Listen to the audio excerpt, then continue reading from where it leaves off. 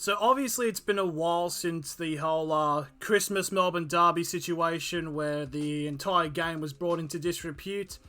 So I thought it's kind of now to kind of make another video in this somewhat series of the whole A-League being at war with itself scenario and see what has happened over the last couple of weeks. One big thing that has happened is 11 of the active supporter groups for 11 of the A-League clubs have merged into a supporters group and basically trying to get in talks with the A-League to establish a sort of communication. The reason why there is 11 is because there is a 12th one that wasn't invited. I'll give you 3 guesses who they are and what club they support. But besides from that, not really much has happened. There are still key instances of people voicing their disapproval of this whole Sydney Grand Final situation, but because of what's happened in Melbourne, they're being targeted very much. I believe it was a MacArthur, someone brought in a drum, cops immediately went in after it.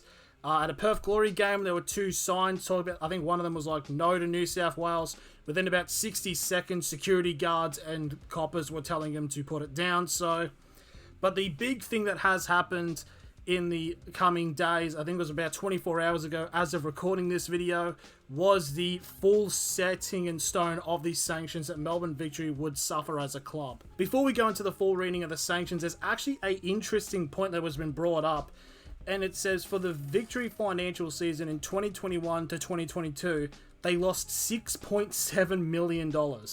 So the season last year where they went fairly well, and in all fairness, should have won the A-League Grand Final, in all honesty. They were arguably the best team in the comp, and also won the FFA Cup as well.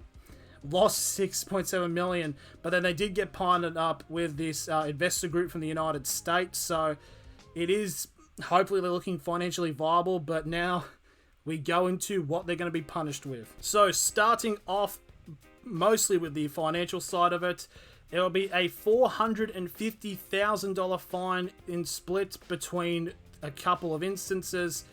$150,000 is a direction of the club to reimburse Melbourne City caused to the event and equipment by the pitch invaders and other unruly supporters, because obviously Melbourne City were the home team for that match.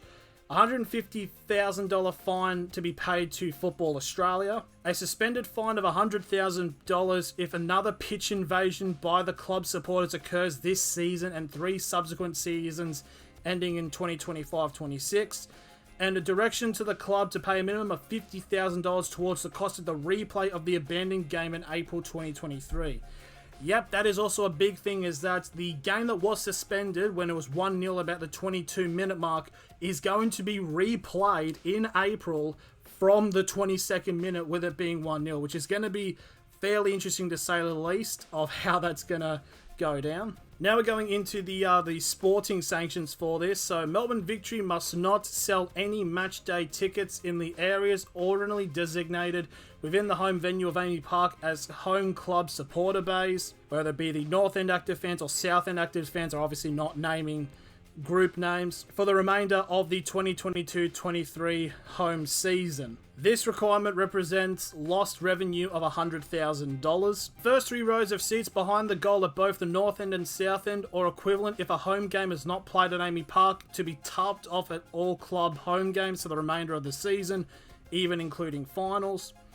In addition, rows A to J of Bay 38 at the North End, or equivalent if a home game is not played at Amy Park, will remain empty at all home games for the remainder of the 2022-23 season, obviously also including the finals. Any tickets already sold in these areas will be cancelled. Affected ticket holders to relocated seating by the club to other parts of the venue in groups of up to 4 people to be refunded. Direct families up to 6 will be permitted to be sitting together, so no allocated club supporter seating at away games. Affected ticket holders need to contact the club to be relocated seating in other parts of the venue in groups of up to 4 people or be refunded.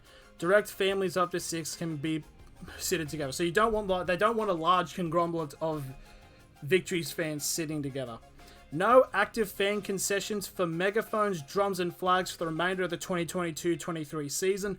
Now, I don't understand that, because that's also just now become a problem at any game, as said earlier with MacArthur and Perth Glory. So I don't understand why that's been brought in. It's kind of a given, but it's just, deaf to atmosphere. And I understand that, like, the active support group for Victory may or might not have caused it. It was individuals, it wasn't the whole group. But, they were the best atmosphere in the A-League for a couple of years now. But yeah, and finally, an automatic 10-point deduction for each instance of a triggering event during this season and the next 3 seasons. They've already gotten a 10-point point deduction already. They would be last place, but luckily Western United exists, so they are sitting currently in second last. A triggering event is if a match is suspended due to club supporters' conduct, the assault of coaches, players, match officials, or pitch invasion by the club supporters. So those are all the sanctions there. What do you guys think? Do you think this is like justifiable? Do you think they should have gone harder? Or do you think they've actually gone a bit too far with this? The one on the concession with the fans ones is a little bit sketchy for me, because if it's meant to be just like honing in on Melbourne Victory, then why is it affecting every other club's active support or whatever? But I don't know, it's hard to say. Who knows what's going to happen in the new year for 2023. I'm still kind of hopeful that this thing goes over, because the A-League is just a league that just doesn't die despite itself. But yeah, thank you all for watching, and I'll see you all later.